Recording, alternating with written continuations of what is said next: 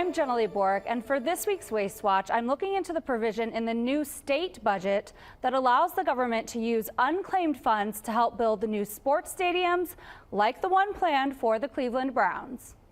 Now, former Ohio Attorney General Mark Dan is trying to stop this from happening by filing a lawsuit claiming the use of these funds is unconstitutional. First, you can't take people's property without compensating them.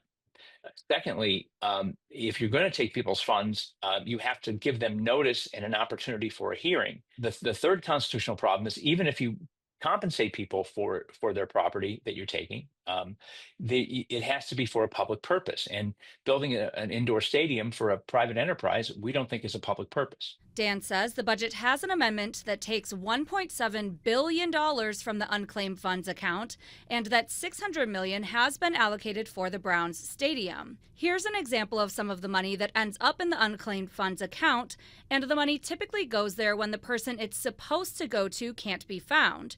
There's a website people can go to check if they have money owed to them, but Dan says after 10 years, the bill says that money will no longer be available. I asked Governor Mike DeWine's office about the lawsuit and if people will still be able to get their money. I received this response, quote, "While I will not comment on the merits of the lawsuit, I will note that Ohioans were always able to apply for unclaimed funds prior to the lawsuit, and they will still be able to do so after the law takes effect. We advise checking for unclaimed funds annually, which is free and easy online. Checking and claiming annually makes any hypothetical deadline moot."